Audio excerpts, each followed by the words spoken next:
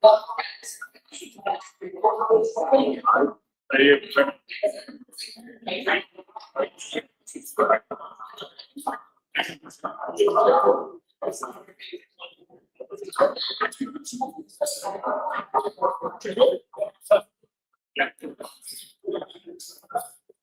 you all hear me okay out there?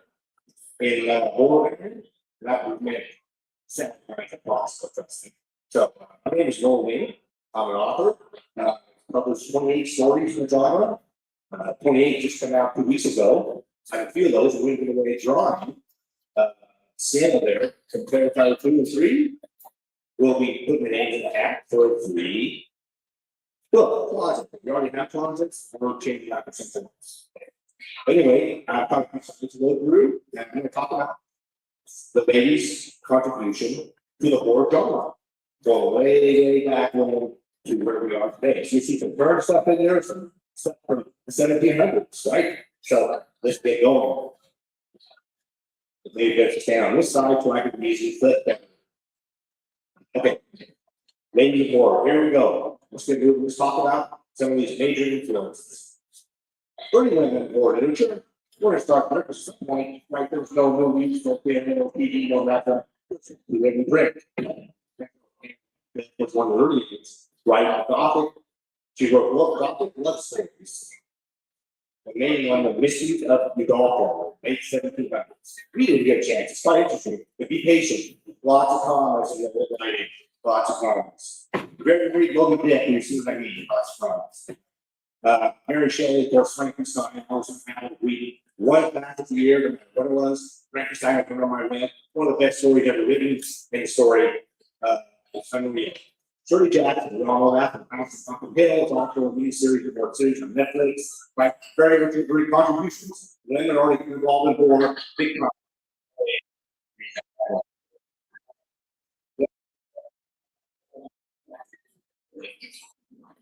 Early days of film and the opera, Christina Day. I don't say that as a Norwegian name or something. I can't even find a Latin single with a little other names, but that's an actual stage name. I mean, that's an actual name as a character, right?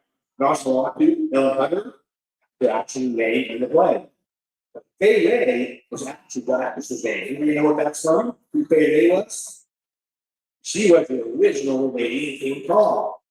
King Kong fell in love with her. Fay Ray. Everybody asked Fay Ray. He said, yeah, that lady is Fay Ray. The psycho ladies. I don't mean like psychotic ladies, some would be psycho. The psycho rock horror from Gothic Hallways, Cobweb, Street Castle, right? From to modern. The pain system, right? I've got Bill in the shower and Sister Pain investigating very important parts of horror because that film said to stand up for the war. What just back in the cast, this is real stuff, the baseball bed, right? Let's talk about a little more horror. Antagonist, protagonist. Every story has an antagonist, protagonist. If it doesn't, it's a really look at those story, right? So you gotta have one. There's evil, some worse in both roles in the same film. Right? Let's get into some of these key characters. I think we all know this. This is the film. It's literally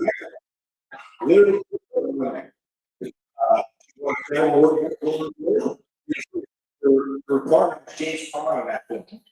A very famous snacker, well-established snacker, 20 million. They read the history of Target within recently and talking about how Kathy's work pattern is so much different than James Conner. They had to come together to make that work. She was much less disciplined off of season pants almost, but he was very much rigid in his same roles. The film speaks for itself.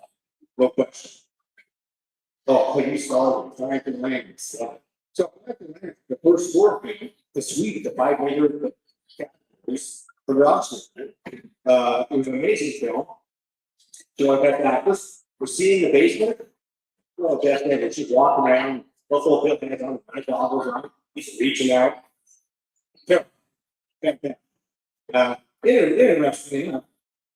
The director Science and Land was just another movie show fight last year at the end. He said, no, you don't. Make your name run. No, you don't. Lord Dillon from Jackson's Mark with the movie with the appeal to audiences. How long was she on that? So, yeah, good shield had that on. Some bar anybody, so we lost. That was a perfect business of actress, role, was fantastic. Rose very good. This was not a couple of years, or a few decades, it was family, right? Rose very good house was in it. Rose very baby, right? Cool. Under the straight division, it was all there. He's very important. And you know what? This is exactly two very big strengths in art. And she just used divorce papers on the set from the crew. And she almost walked away from the film. But she didn't. She stuck with it. This is iconic. How about this? For money made. Made for $3.2 billion. It grossed $33 million. Pretty good run for Rosemary Baby. We'll see what we'll talk about again too. Oh, carry on. Carry on. See, it keeps right through our right? This is what we got revenge. This is what we got revenge. Got school, guitar, and at the end, she's had enough. And it all hands breaks loose, right? People with guitar, here's the people in that ballroom with the school, whatever. It's an amazing film, of course, played by Stacey Statham. Was she a dope actress? I have questions. She picked on the whole movie, right? And finally, at the end, she starts killing everybody. So it's not both. And, the real evil person in that film, the most work, the most looks like God, to your brother. Awful. I did this song a little differently because that's a really nice character. We're going to go rap sheet. She's got a good song rap sheet, just a few hours. Let's go. Let's go. Hit two. Demise of another. Strong fire. Didn't help her. Go down the stairs, better die. Wonderful. But how nice. Kill the father who's in a wheelchair. You know, when you have to see it, just other than the pillow, right? Let's look at the more shall we?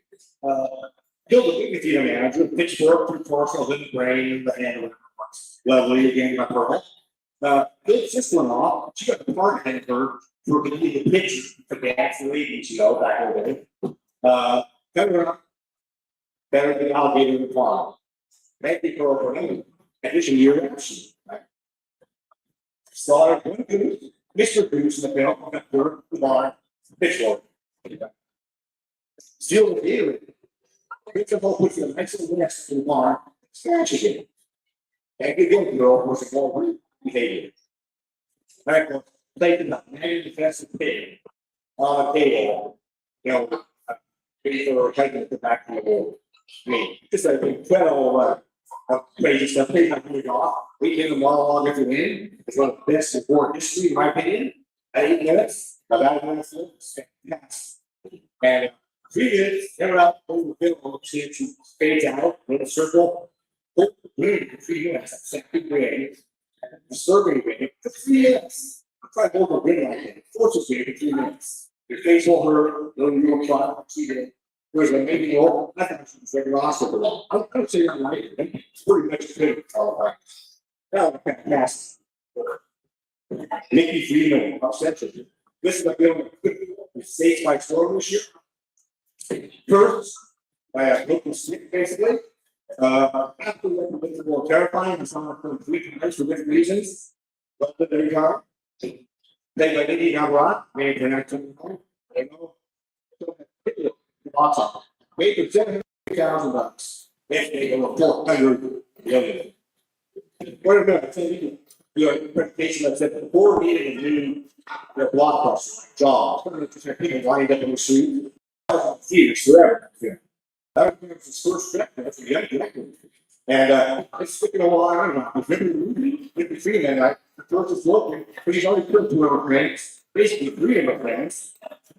What does she do now? She's going to prison. Right? Somebody makes money on one film, you would think it's over, there's another film. The dollar does drop. Okay. You check the children, right? Like the film Baby Snow, it's from old days, like certainly draw for female too. Let's have a look for young ladies. Some more we're gonna read. And she's on the screen for less than 2 minutes of that movie. Less than 2 minutes, I know who she is. That's what I call power, that's what I call impact by female characters, right? Still the most successful Japanese war movie yet, and it's not by a little tiny bit, it's like, right? 7 days, falls, you got 7 days to live, and here's 7 days, no hands, and what that means. Think about it, it's the day Chase started to film 11, she turned 12 before it's over with. She recently passed away from the mill, it's very sad. But some more Morgan lives on, kind of take 1/4 film to Desert Island, it's one to watch. That might be it. I thought the ring was sensational. Carol Ann Quinn, you know, poltergeist, we really see poltergeist, right? Survived abduction by a poltergeist, had to go into another universe, that thing was, and handcuffed. You know that chronic line. They're here. You know that line. You know it's like TV for those younger. Every night they have TV's at bedtime. This stuff with shark commercials, shark vacuum commercials at 6 a.m. is a much newer thing, right? We had TVs going dark, going blank, it's still like it's midnight. Film took off with 3 vacuum, what's good? Another child vacuum died, but it was very young. She didn't have a long history. She was like the whole poltergeist, fighting some serious illness.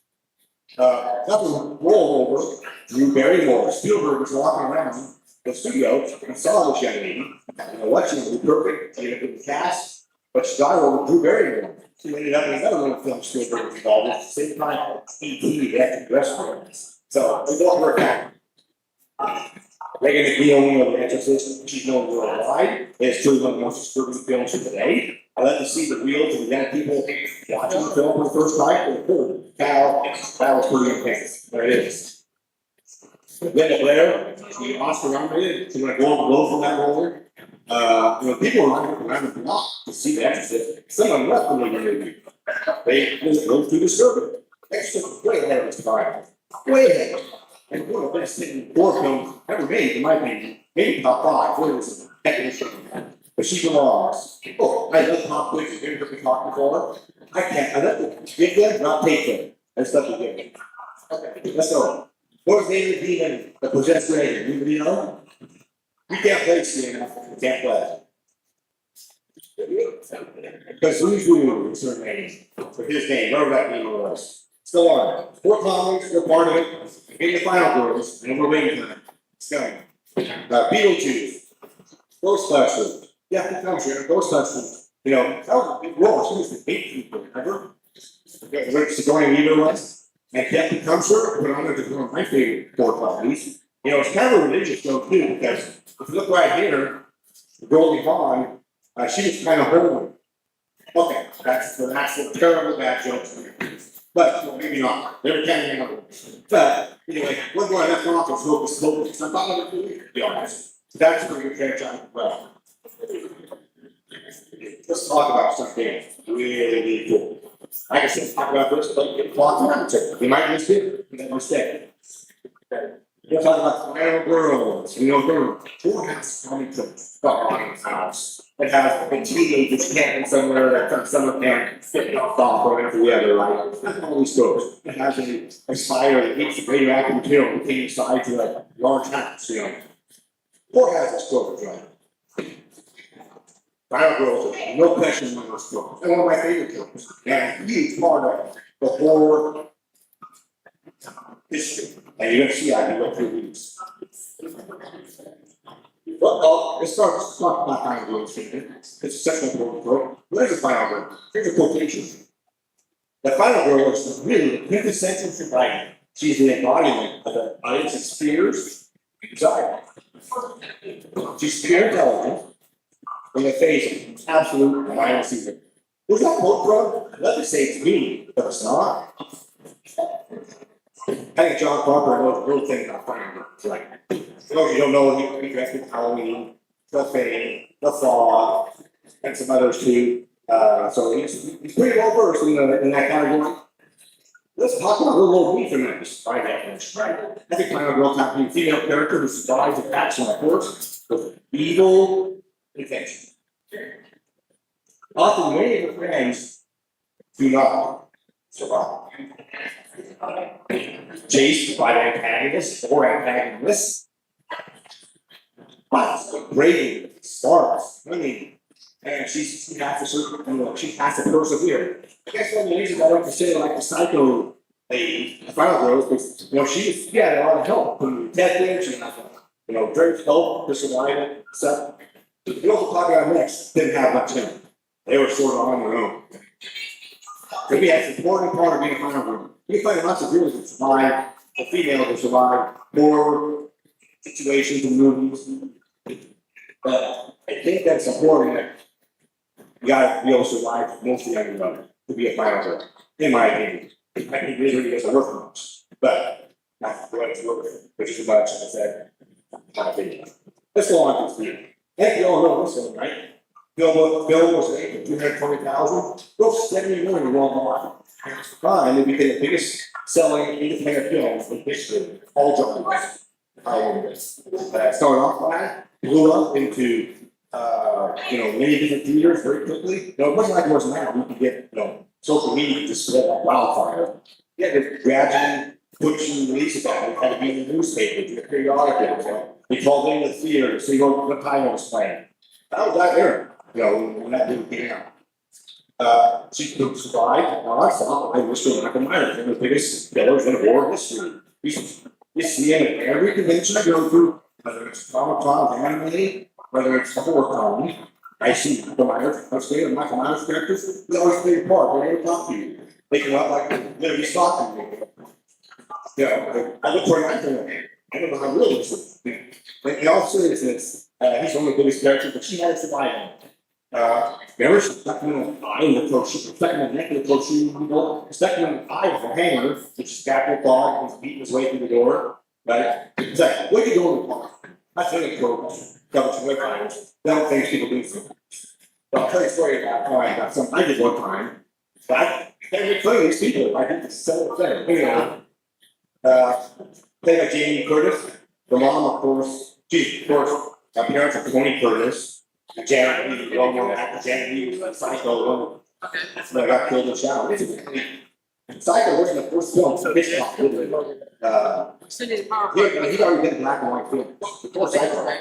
He thought the blood of Psycho was man. We were drawing where that film connected. So he did it in black and white. Seeing all the gore, the blood. Thank you, Mr. Anyway, she went to screen queen. We're based out to Halloween movies with her were much more successful. If you look at the Halloween 1, Halloween 2, she's very good. Halloween this show, 7 years later, right? The ones that really did not make the film. Great roles. Jamie Curtis, that Halloween movie. For some reason, he moves off stage. The way it is, you have to pick up a star. To pick up a bigger star in films in general. That was her start. It's really an amazing film. And if you haven't seen it yet, make sure you watch it. I hate to miss this. But this is the first film, that's that guy, I saw it, 13. That was it, you had the Christmas tree, man. I was thinking about it. I was watched that award, she could college one. I asked her, what of all the four characters, which one bothered you the most? I said, Mr. Michael Myers, he's the guy in the bushes, the guy who gets around the corner of the house. That's real stuff for her. And Jamie Curtis, big time to the horror genre. We all know that there knows pretty good. It's awesome. Now Freddy, Krueger, and Green Man, you snapped and smarts to buy the day. Never she kept back up. One was hitting with a hammer. She got hit by fire, actually. Next day, that fire scene was done by stuntman, of course, actor wasn't quite qualified, set on fire. Right, Robert Diggins. And that was the longest time in film history, a person actually lit a fire. And the director was worried, Wes Craven was pretty good. He was actually going to, it was too long. When you go up the stairs and fell out down a fire, it was too long, but stuntman said, no, I got this. It's a hot job, I got this. I'll pick those two. I fly back upstairs, she's taking a bath, the clock comes up, what a great horse. People had a magazine, I think it's a huge career to my knowledge afterwards. I know I didn't see that documentary, I should talk about Captain Freddy. But she finally the first stop, it's Freddy actually shooting in the boiler room, as I recall. First time she actually saw Freddy, but not to Broadway, an actor out in the sandwich with her in a break room. In fact, she saw him live. said it was not terrifying for her. That's see that character when we're fine. It's not well anymore, that's not pretty true. Same kind of thing I heard about Halloween. Get past it, big lifters, my downers, and he was great, he left them on set until they saw him, he was Michael Myers. So, wow, that's my change, you know. It's that I think that the lady that played her brother in the film, actually, I think it's from the Treasure Valley.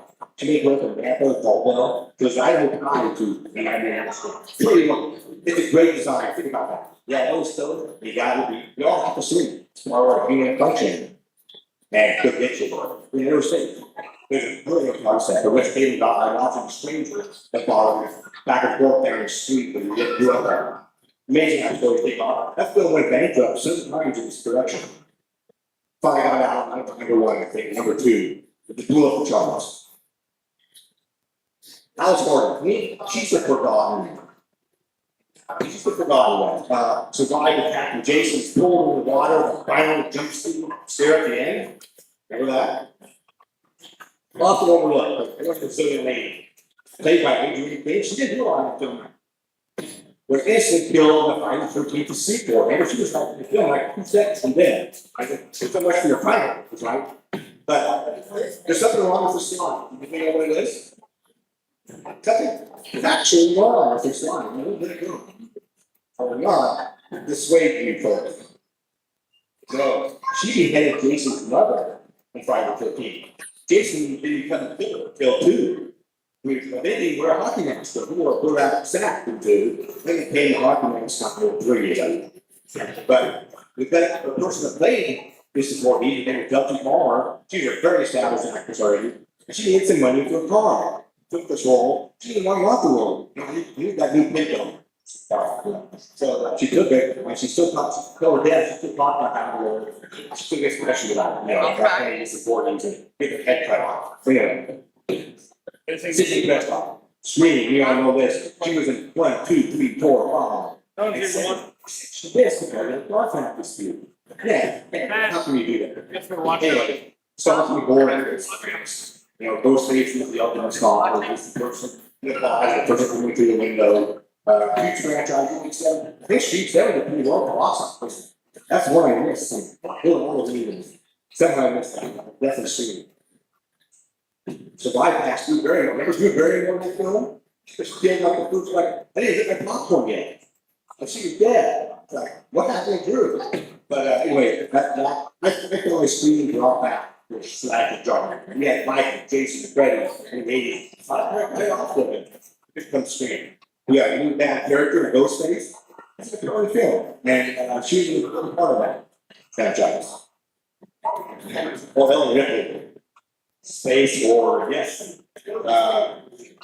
Outsmarts the alien, creature to revive. Remember, she opens the backpack. And the alien is floating out in space, right? Alien has been one of the most long-lasting franchises of big films, to be honest. Don't see it. They're most used first. Alien is great film. You don't see that often in the series, but Alien is a heck of a good show. And she definitely survived. There's one of her main film to help establish her career, which of course was Halloween. Truthful, the best one, she saves a cat. I'll do a lot of things with that film. Oh, I'm telling about the cat. It will never happen. Horse. House, ain't killing animals on my boats. I kill off a nice character during River Canadian. I am not killing a dog. Never happens. 2 hours, they rip it. Sally, Hardesty, Exorcism, Master. Now we're talking about old Bible. Before Halloween, I jumped, remember in the film, she jumped in the truck, and then the face is spinning that chainsaw around her. At the horrible dinner scene, she actually sat to a chair, and her arm was on somebody else's arm. But then several. I mean, the film is extraordinarily disturbing. I mean, to me, she's crappy the first time. 1974, Halloween was like 78, 5 years off. They got Marilyn Burner, she had other roles. They had Helter Skelter, right? She had other roles in Chainsaw franchise. You know, I love Texas Chainsaw too, because I love that scene, the other face throws the side metal door and touch the guy in the head. You know, good stuff. Yeah. Definitely be the first time I do it. Second, Toby Hooper of Golden Box. Sienna Shaw. I think Mr. Sienna said, I'm saying, you're Sienna. Anyway, she's been new. One of new. Oh, sorry. She's definitely one of the new characters.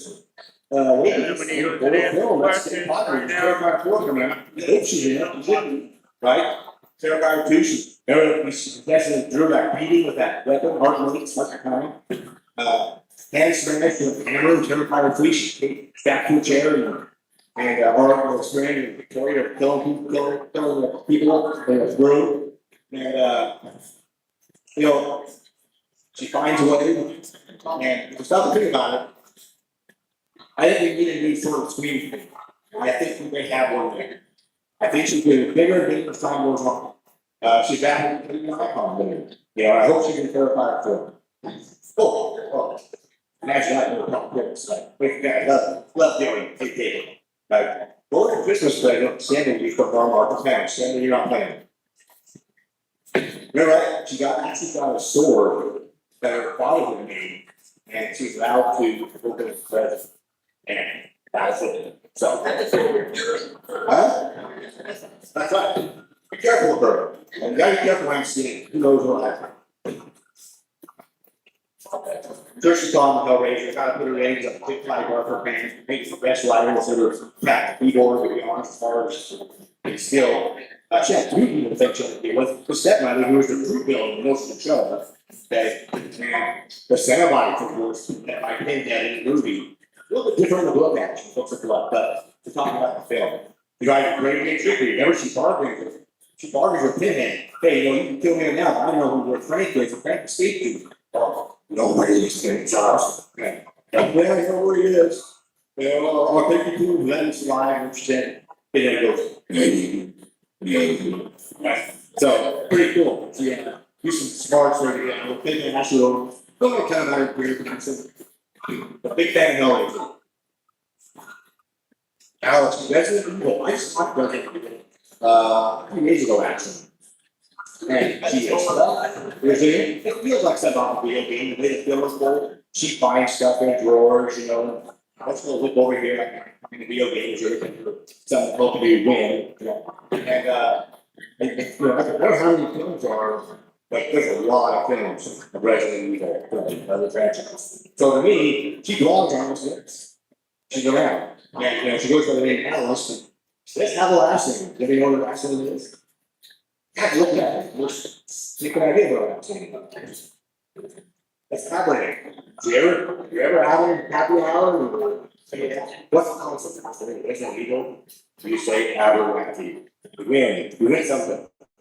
How are we doing on time? Right? We're going to just check my time. So, winning points. I'm going to talk about the shine. We're going to come 9 o'clock, even later. Right? Original film was by Kubrick, the 1 minute. That was a movie. See, he didn't like Stanley. He thought he called it a paraphrase over here, a far without an inch. It's so similar to a novel. You know, in the book, there's no recording, there's no intention aids to go. But vegetarians are moving. You know, in the book, the chef wisely comes back the rest of the day. Now, in the movie, you know what happens in the movie. You know, the chef that comes back. So, Steve King didn't like that he didn't like the trends either. What was really evil, what was really the marketers. He disliked it on so many levels. He made his own piece of shine. Rebecca Moore Hayes, when he formed. And the fact he made out Bert was so many pieces of shine, there's might be a reason for it. First of all, it's a miniseries. Back in the day, CBS, NBC, before all you know, evening programming, of course, streaming and cable TV. They were doing series. I mean, they'd tell us they'd start the story one night, finish the next night, and finish on the third night. Those kind of things. So, see, things, The Shining was actually a miniseries.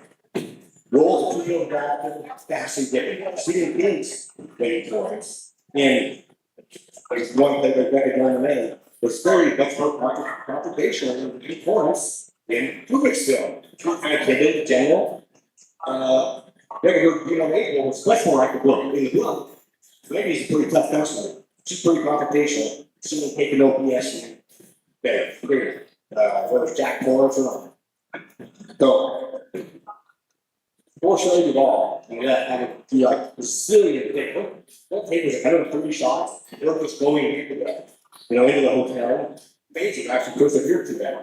Basic, and there's always a old argument. What's better? The film, this case, compared to films, the Stephen King's The Shining was exactly like the book. It's about in every way. So, I'm a firm believer that, great authors write great books. It was a great book, right?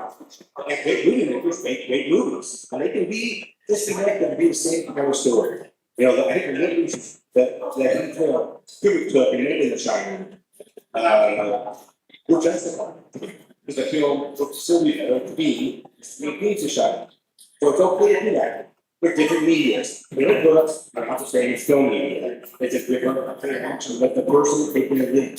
So it's totally different. But Stephen King, first off, it's definitely, during COVID, there were no movie theater yet. So let's pull that up, and the theater's open. I went to see The Shining for my first time, the theater. I never noticed that sound in that movie. They are flat out disturbing. It's hard watching home on your TV. Okay, it's flat out disturbing. And I don't know if I went to the game last winter. And the same thing, some of them people living in the picture before you got to the shoot about it. Shining is a legit film, and I thought they use a very wide lens to shoot it to make the hotel seem so much more so much more even. Once again, filmmaker, this is an author, they're not the same thing. So. Oh, here's an easy quote. What do you get to think about, right? Get the job, for me, that's what you get. Okay. It's just a puzzle. Exactly. It's just a puzzle. All these people I mentioned, it's simple. First, there's no way, remember? They open the box, and maybe that's just doing a job.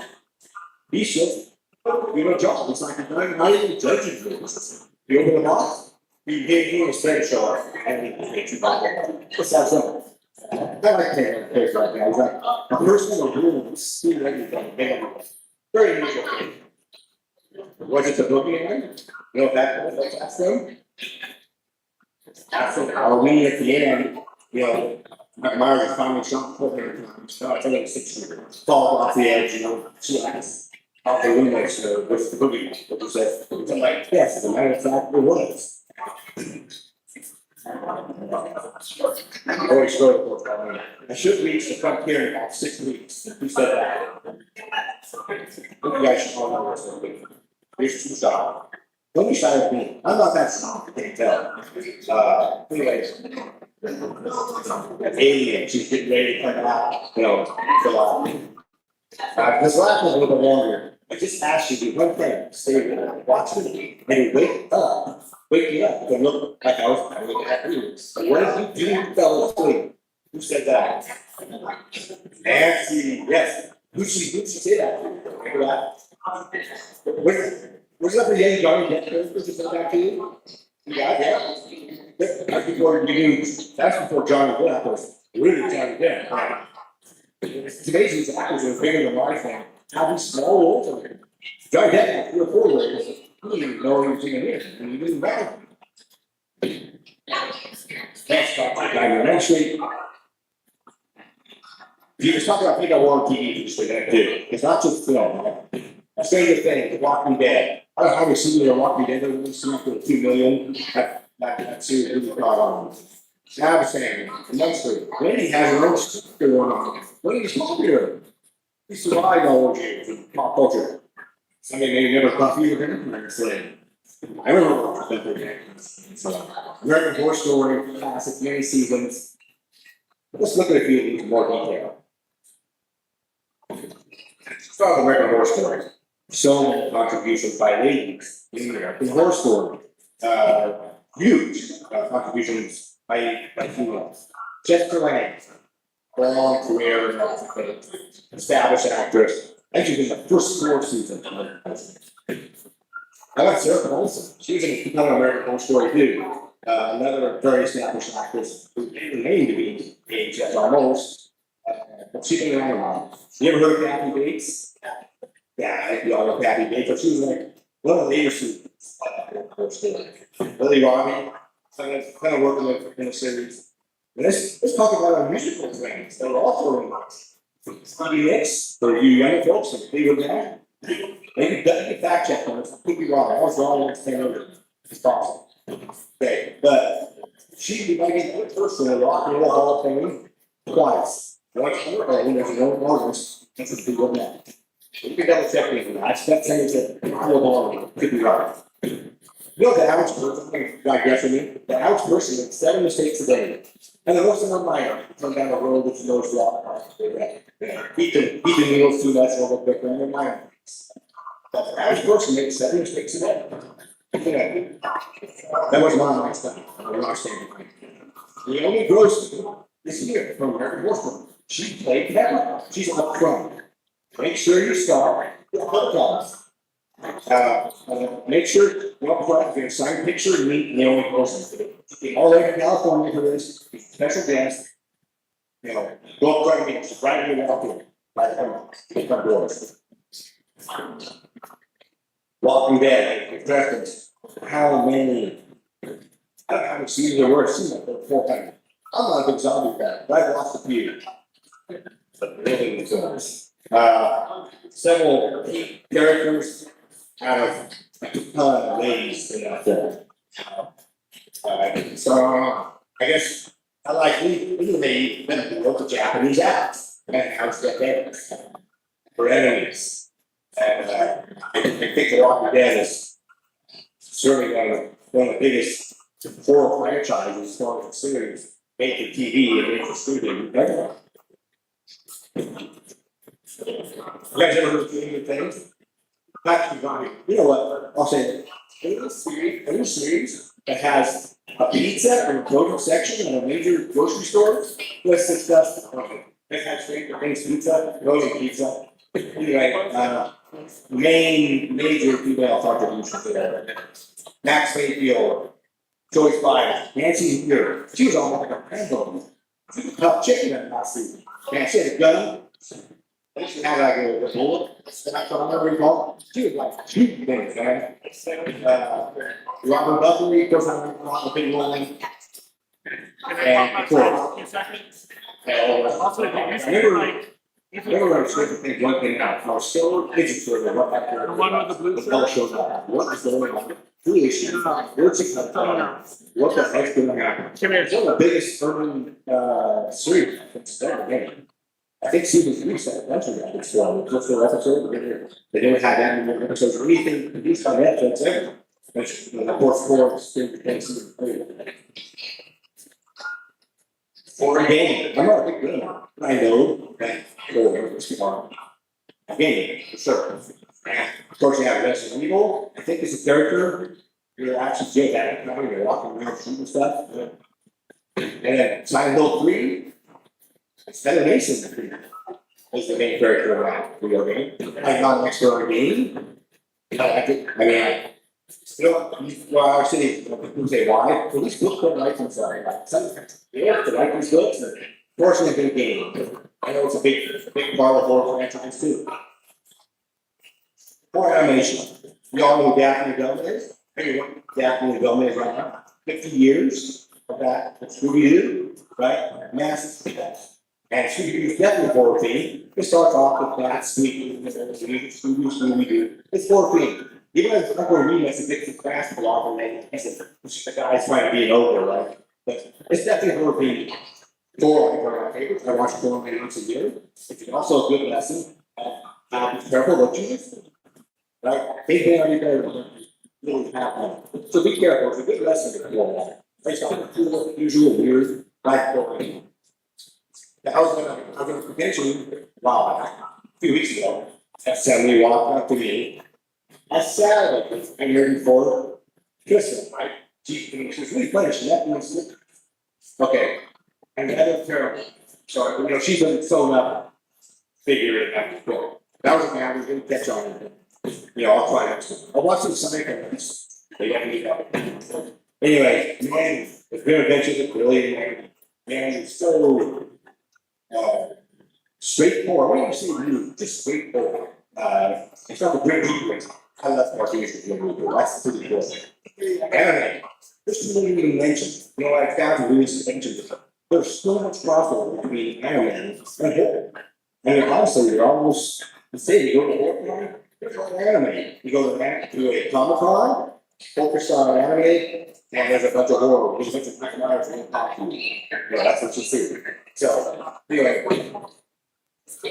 Oh, look, another quiz. People always do it. Anyway, that good. Number 6.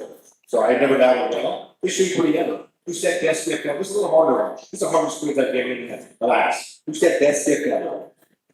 I bet you did. Spanish. You can't let it say. Terrifier 3, when she finally opens up that quick, talked about earlier. Right? She said best gift ever. Then she could that hard. You want to know that hard? Was that, sometimes you just get out of her bike course. That's so cool for killer. Bike on every crazy. Anyway.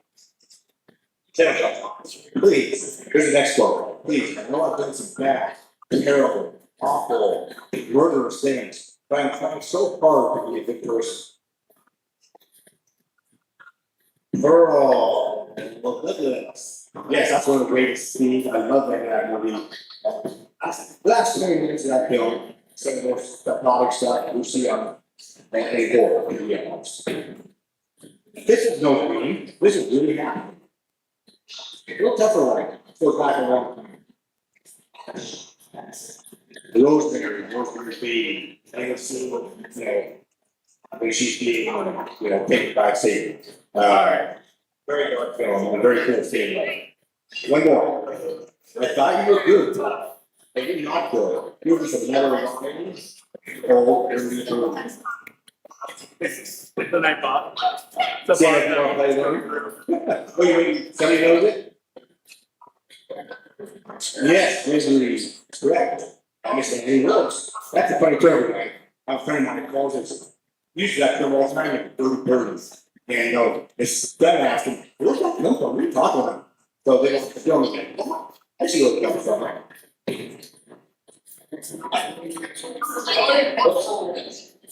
What is not going to do?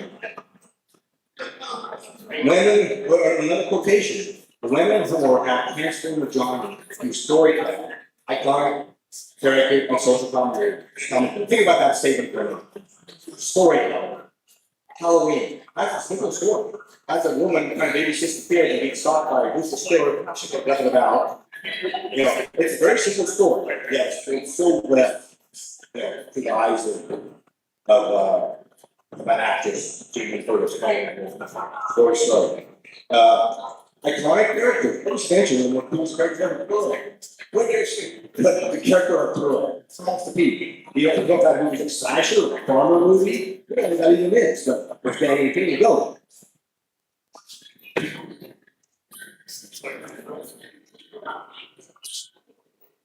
Can I try to put my attention? I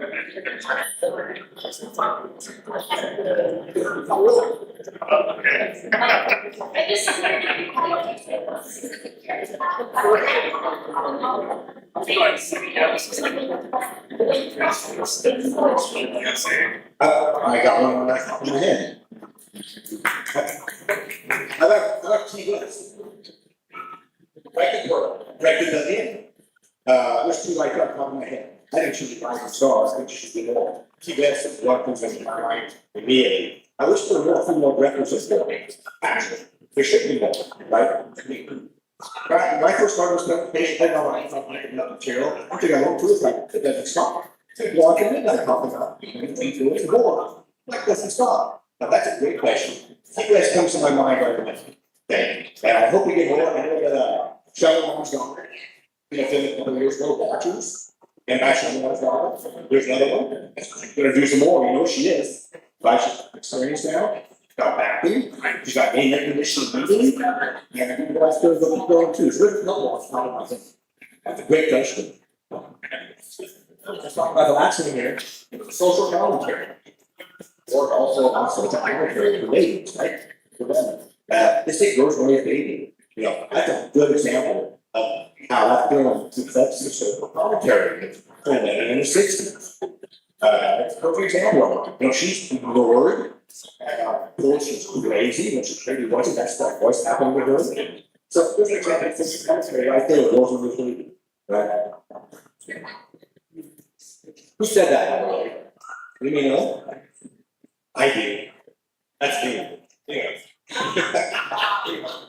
Maybe not have it. I think it's really odd, very limited. Because so much things like that. Got to eat, that's it. What's that? I think it's a wild west, it's copyright stuff coming way up, let's get it. You can't copy something else. It's gonna be lying on it at some point. But there's also been use of it to anything like this. So you use it yourself, like to me.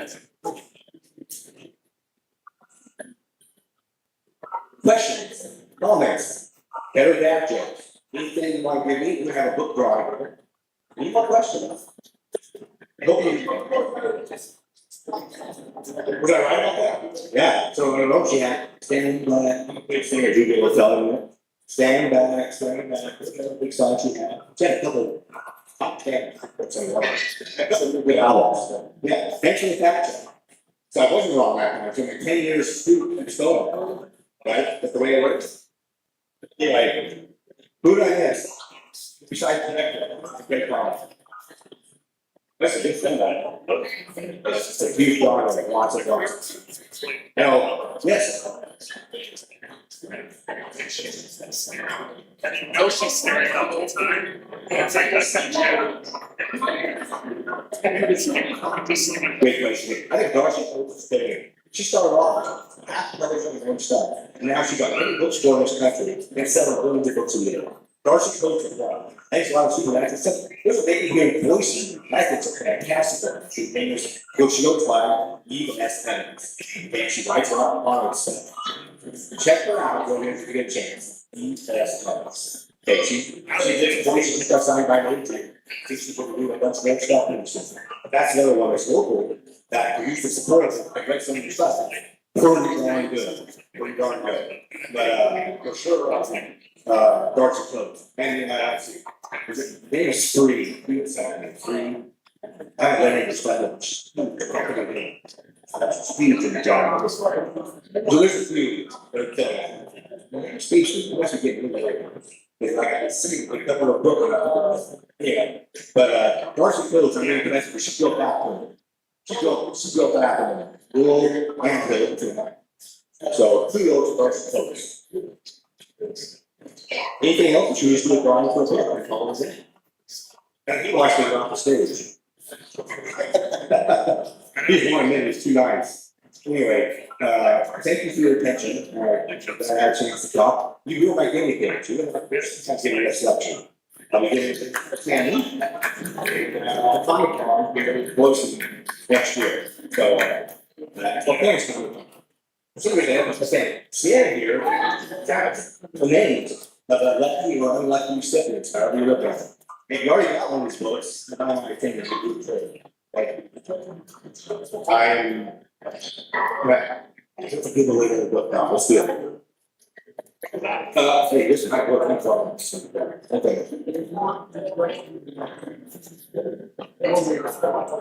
So you write this in person? I can. Anna Chamberlain?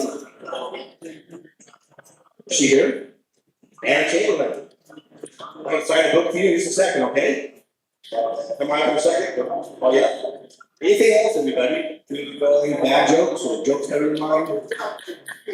Oh, thank you for listening to me. That's my first one, so, very good presentation. How much fun it's going to be. Murphy's Law, I know that is some of the will, but thanks for the technical help over here. And Sienna, we're helping me out. Okay, so I will learn from it. I love feedback. Come back out there and say, you know, you screwed that up. That was ridiculous. Cut out the jokes. I understand cut out the jokes. I really do. Okay, so some people feel like a turn. Anyway, but thanks for listening again. And the winner of the book, come on up. And that concludes my presentation. Alrighty,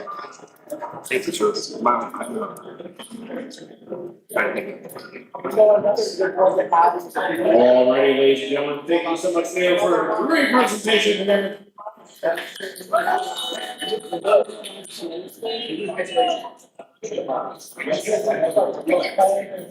Starting at 1 p.m. this afternoon, on the Holding Encounters, the silence between the shadows. Doug Owen, join us again very soon for that.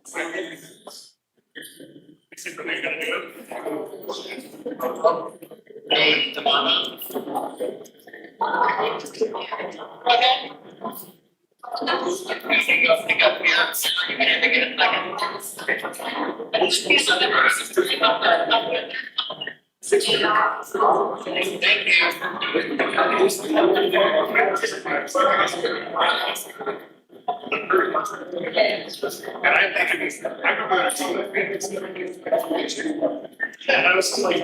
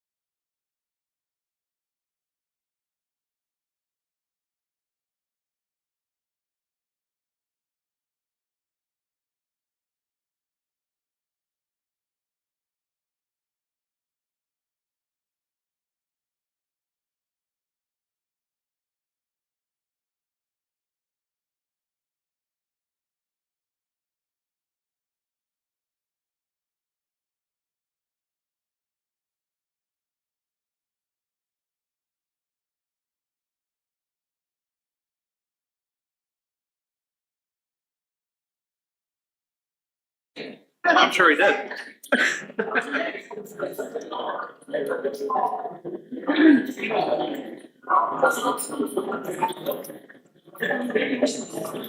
There's that.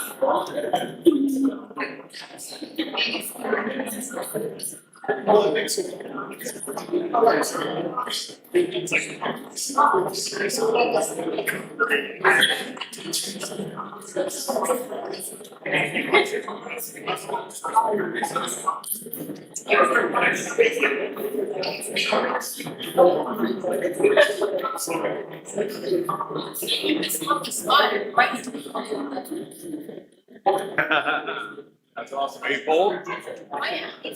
I'm not either. Yeah, this is content weather for big cold time. What's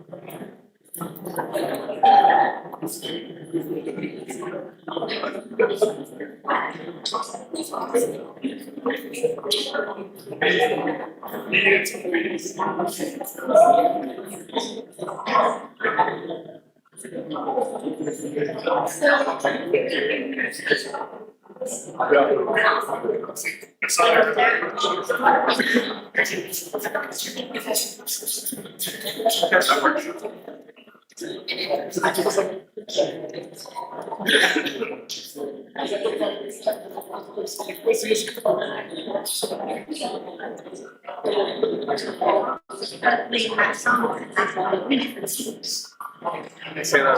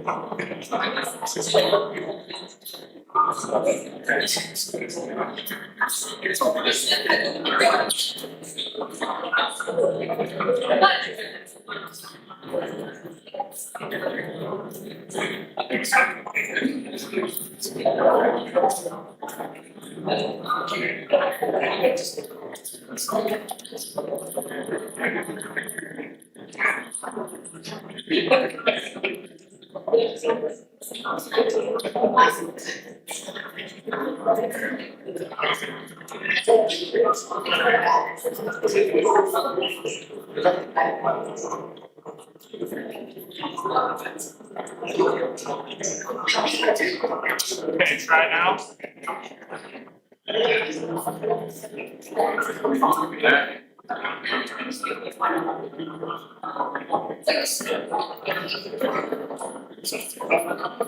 There we go.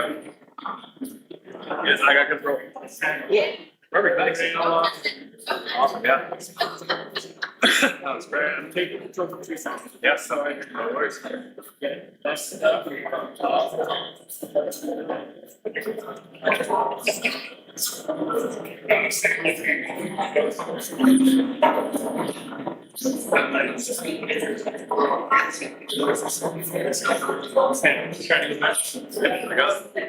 I'm good. Moving it along.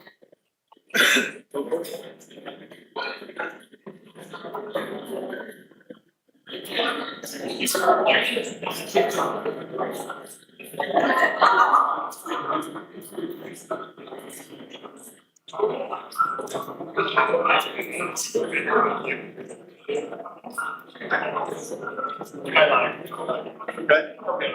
We try it again. Yep, I got it. Good. Now you're on camera and the presentation. Beautiful. There. Okay. Test one.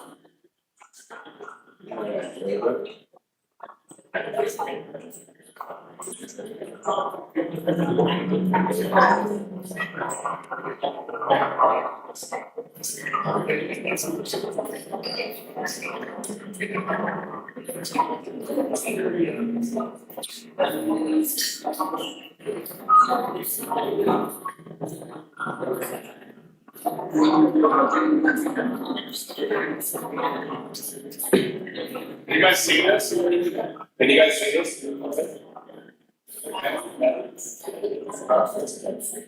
I'm a great storyteller, so I'm not really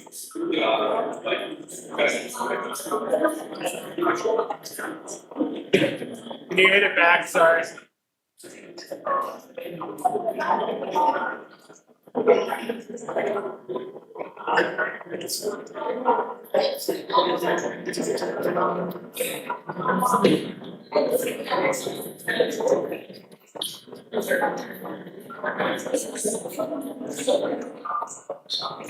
you guys writing the speakers on?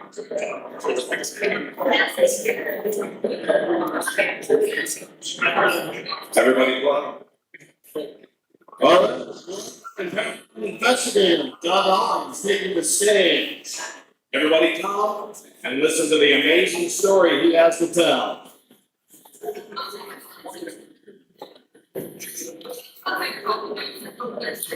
In fact, I don't need to get the mic, I can talk like this. No, I need the mic. All right, who needs some? Okay.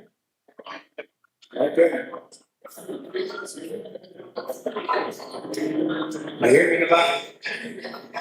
All right.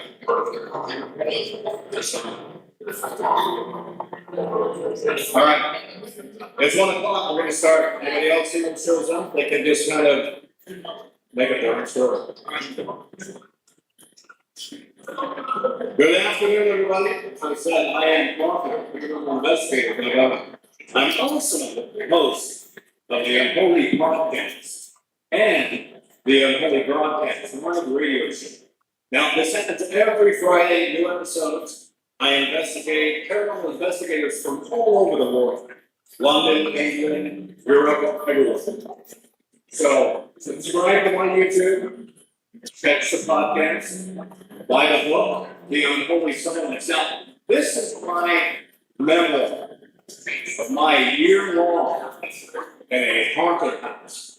In fact, I would go so far as to say infested. Infested by what? We don't know. So, let me ask you a question. Who here believes in ghosts? Let me see it. Okay. Who doesn't? Let me see your hands. All right, I'm very good. So when I started this, what happened to me, I didn't believe in ghosts either. And I was completely unprepared for what was going on. Right? So a little backstory. I was the victim of a real estate scam. The house I was living in and trying to purchase was purchased up under me by the scandals, right? Disgusting. So I went to the Catholic Church, and they put me up in a house. And very soon after that, bizarre things started to happen.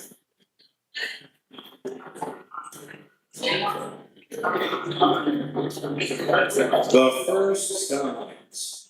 Now, here I am, 30 some odd years old, trying to raise 2 daughters, worried about relationships, worried about bills. At that time, the scariest thing I had to worry about was taxes, gas prices. What are we going to have for dinner right now? Right? These are the things that frighten me. So the very first signs in this house, something odd was going on. The window that would not stay shut. No matter how many times a day I would close this window, it continued to open.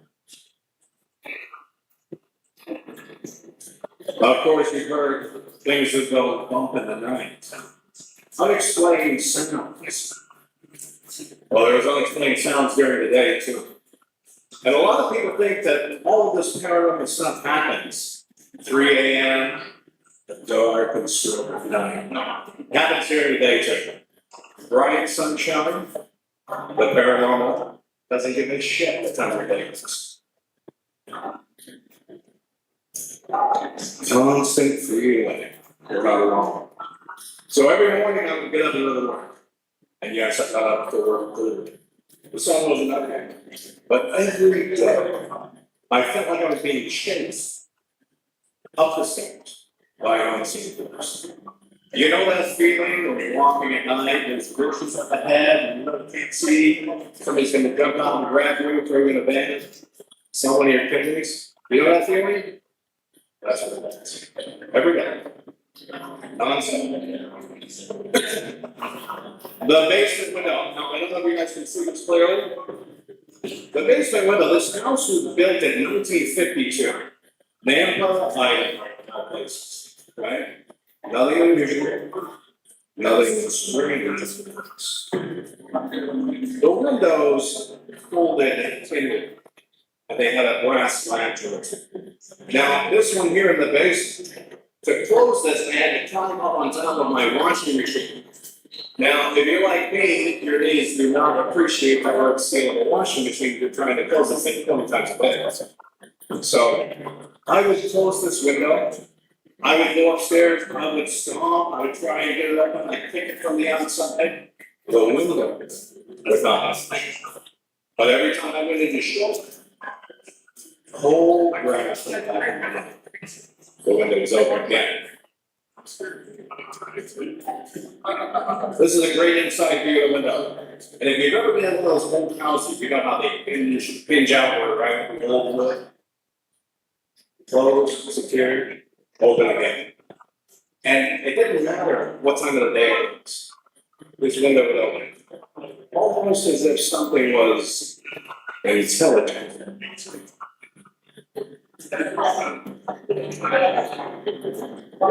So one afternoon, about 3:30, my daughters come home from school. They're in grade school at the time. Downstairs, we're watching a movie, they're enjoying this. Now, this house has hardwood floors, plaster walls. Okay? So we're downstairs, we hear the familiar sound of the doorknob turning, the latch opens, and then the door slams. But more than that, we hear the familiar click of her high heels as she walks across the hardwood floor. My two daughters sitting on the couch with snack in hand, look at each other. Mom's home, they say simultaneously. Jake's, double Jake's triple, okay, we'll stop right there, it's not all right. Go upstairs, sweetheart. They run upstairs, excited that mom's home at like 3:30, 4 o'clock. I'm a little worried because I'm thinking, shit, she's on fire, right? They go upstairs. I turn off the TV and I start upstairs. And I met my brothers halfway down the stairs. A bewildered look on my face. I say, hey, what are you guys doing? It's upstairs. So mom's not home. What kind of issue? She's in the bathroom. Go upstairs, let's go. So they go upstairs. I'm open. The front door is still locked. Curtains are drawn. Nobody is in the house. So I go to the window, of course, to look out at the driveway and look to see, hey, here's my wife's there. No car. Well, on my phone, hey, did you come home real quick for something? No, she didn't work all that time. I've got two children, two dogs, sitting there staring up at me, looking at me with eyes as big as hens' eggs. Looking at me for answers. I don't have any. So I make up something, oh, it's gotta be the neighbor. You know, it's probably just the house. And every time something paranormal, I would come up with another excuse. Because I didn't know. And we still don't know. What are ghosts? Are they the spirits of our deceased loved ones? Is it an alternate dimension version of us that likes to come with us? Is it the bizarre universe of living spirit? Is it part of the black hole energy because we're all circling a black hole? Is it caused by the CERN superpolar? We don't know. But that's why we investigate. We investigate the unknown to seek answers. Now, I want to make a perfectly clear distinction. I'm not a ghost subject. Okay? I'm a paranormal investigator. What's the difference? One of them runs in the cemetery at midnight with a bottle of Jägermeister. Jumps around screaming obscenities at these ghosts, daring them to come and assault, right? I want to find the answer. What was this stuff or things in my house that changed the course of my life? As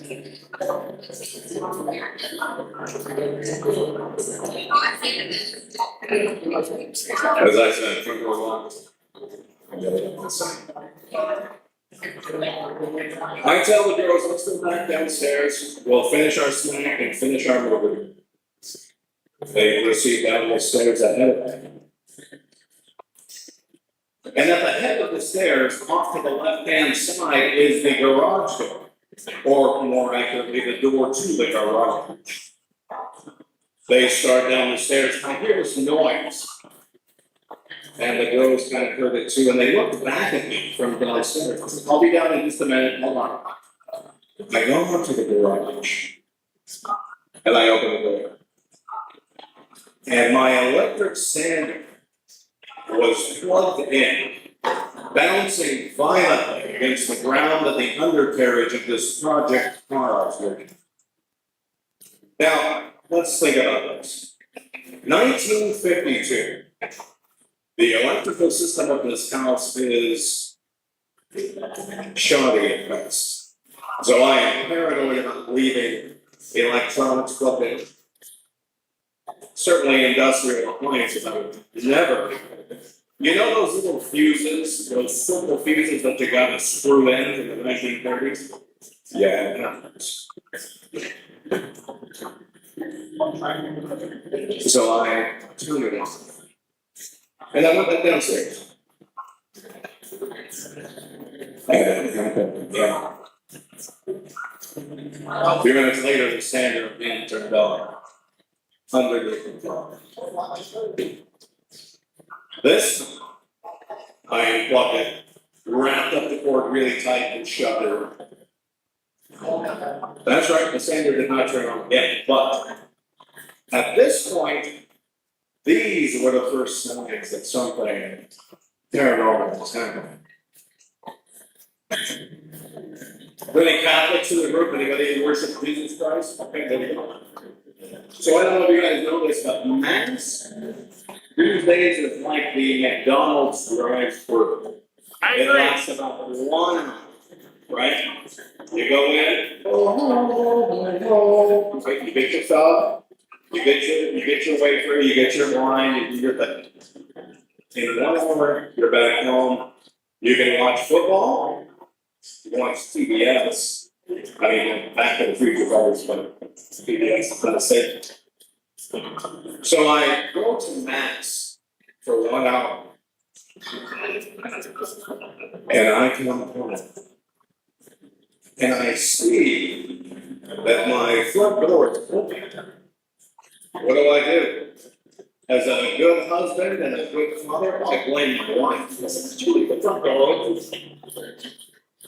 Nope. What do I do as a good father? Blame the kids. Hey, did you guys leave the front door? Nope.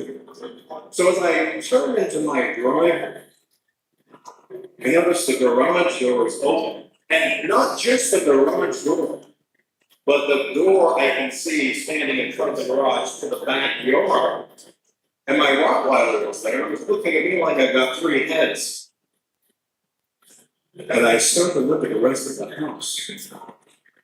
And every door and window in the house is open. And I can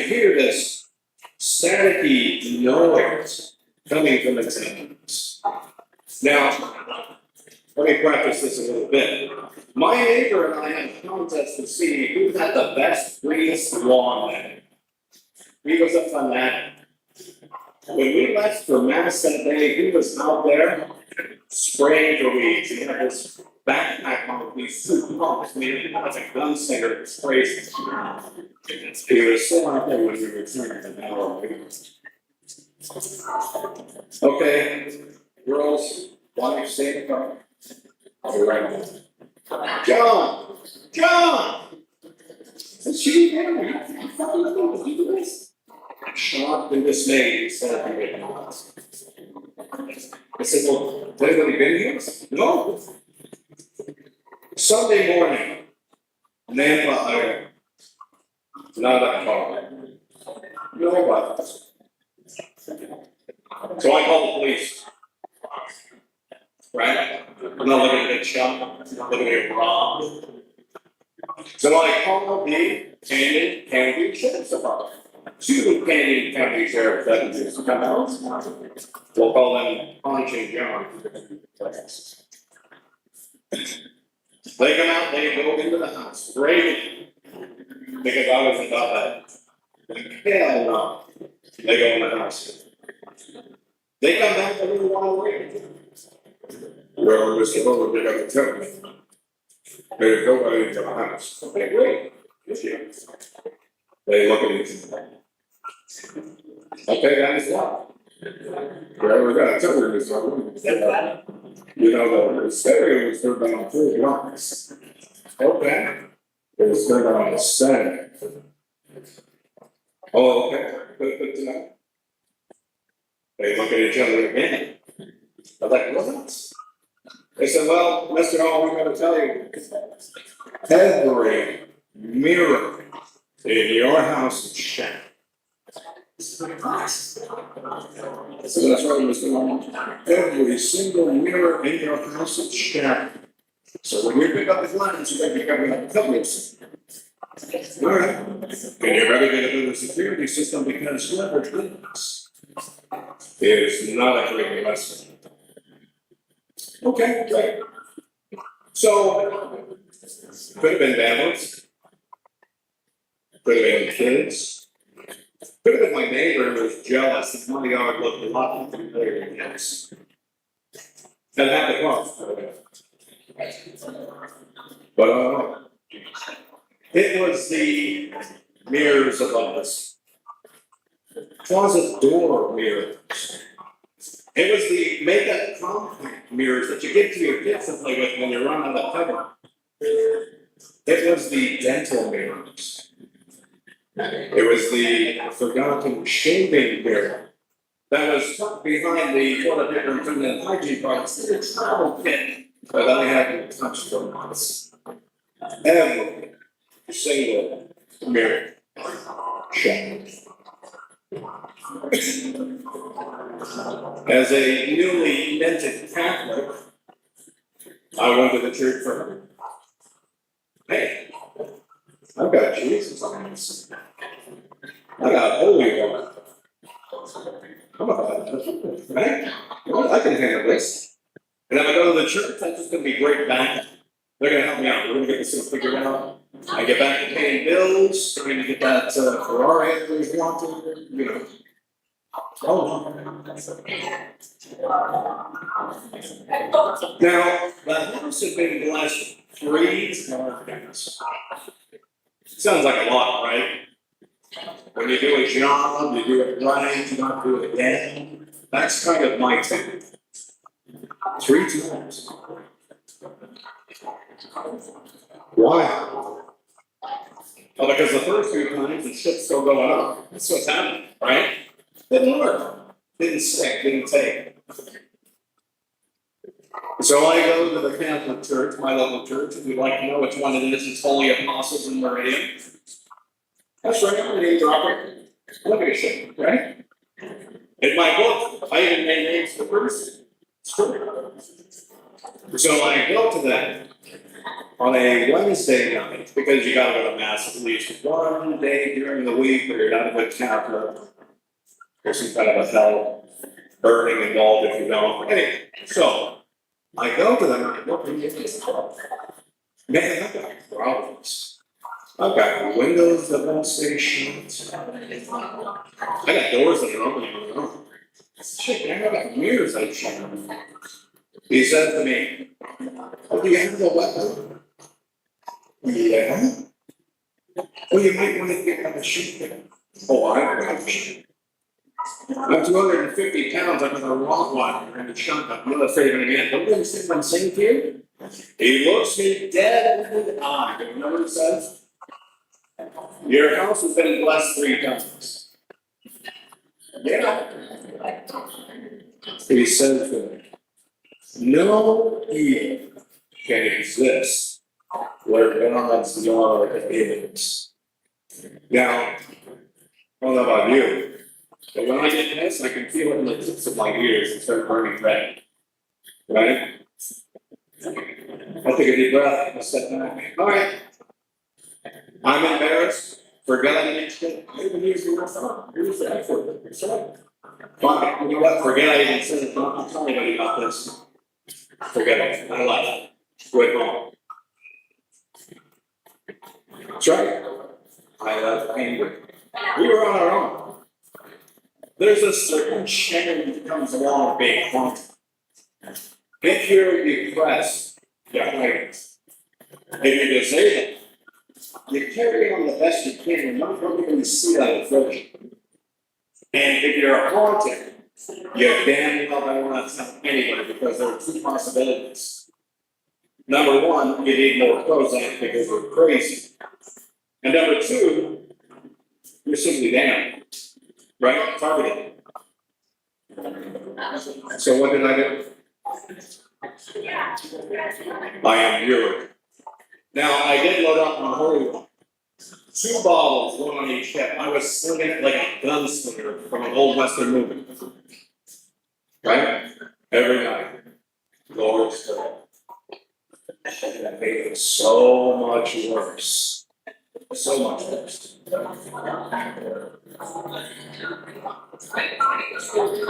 My daughter is screaming from upstairs. Screaming top of the rock. I'm taking the stairs 3 steps at a time to get up there. Burst into her, what's going on? She was crying, screaming. There's a man in my closet. I ripped that shit open, ready to do some battle with some kind of a pervert, right? Any good dad, any good mom would do this. Let me rephrase. Any good parent would do that. I checked.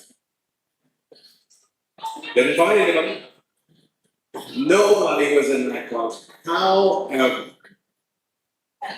her clothing on the hangers were swaying like a ship at sea, rocking violently back and forth. Again, she's looking at me for answers. Earthquake, honey, we're gonna see. They didn't say it like that. I think it was just an earthquake. I think you're gonna be okay. There was no man in your closet. You're good, honey. You gotta tell them something. They've got to go back to sleep. And people ask me this question all the time. And I was going to save it for the questions later, but let's just get this out of the way. Why didn't you move? Dude, I was broke. Yeah, we were eating mac and cheese. And that should have given the helper, you know? But we didn't have money to pay them. So we had helper. We had helper for dinner and so us. With water. I was emotionally exhausted. I was physically drained. Financially destitute. We couldn't leave. And I would be damned. Yes, I'm intended. If these things were going to get better. Hell no. I was young. I was newly minted Catholic. They dumped me in the water for extra. Still, felt like the priest started around me. Later on, he told me he wanted it to stick. A private joke, but it's true. But it didn't stop there. Now, my daughter started complaining on the window. Now, upstairs windows are different than the ones downstairs. The ones downstairs folded in like that. These ones upstairs, they had that weird little springy thing, you know, like a point one, let them up, they're all wood. So I didn't stay closed. Kept opening, and this is what I went to the Catholic Church of Colorado. Well, now the window looks like this, what we're gonna do. I spent probably close to $800 at the local O'Reilly's gift shop on Vista Avenue. You know, the religious store, where you can buy all kinds of cool things. You can buy holy water bottles, you can buy rosary. You can certainly buy St. Benedict's medal, right? Which you're supposed to do with the beads. You bury one in each of the four corners of your yard, and you're good. Especially if you have a priest come and say a blessing. Well, I have three. I was triple protected. I was great. So I went to them, as I said earlier, talked to the clergy. I still got problems with this window. Sorry, buddy. So we go home one day, like the minutes to get my youngest daughter to bed. My oldest daughter wants some kind of a juice. I think it was Tampico. Anybody know about that juice? That juice. She wanted it. She loved her Tampico. No bedtime without Tampico. I got her a glass of Tampico. Scooted her off though. But before we did this, I remember I said I'm angry, right? What's an angry man gonna do when he's got a power tool? I drilled 6 sheetrock screws from the sill into the sash into the sill. I was making damn good sure that window didn't open again. 6 inches. Big, long suckers, right? The wall power, whether they make sure. Scooted her off the bed, but this window would not stay closed. As I say, day or night. Without reason. And it looked like this. And you might be able to see the little screws that I screwed into that. I can hold it down. I send her off to bed. I get a drink of water because I'm not drinking. Hell, I hear her scream. Now, have you ever seen Michael Jordan, right? It's 3 giant steps, and you're in a room, right? I'm running fast.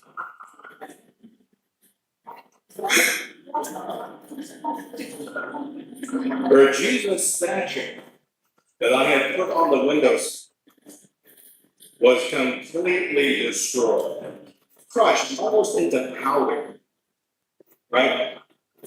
But that's not why she was screaming. She was screaming because the windows seemed to be ripped apart. All of the screws had chunks of wood stuck to them.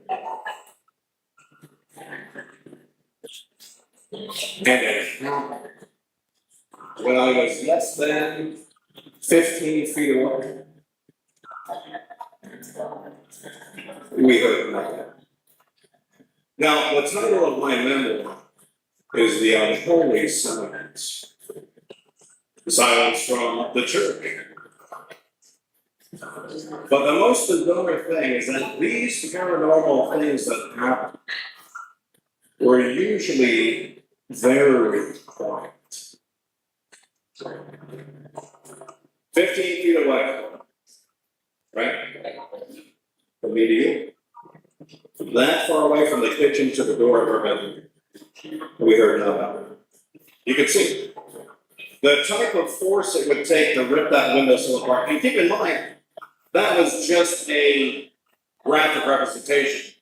I didn't actually take pictures of it at the time, this is 20 years ago. But the chunks of wood were substantial. Crowbar, tow truck, it would have taken a massive amount of force to get it. And it did, whatever it was.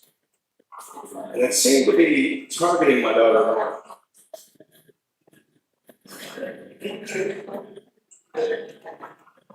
So in my book, you could read about all of the other things that happened, all of the other paranormal stories. My daughters both told me that a sickly young boy would crawl out from under the bed, go into the hallway, vomit, and then disappear. This happened lately.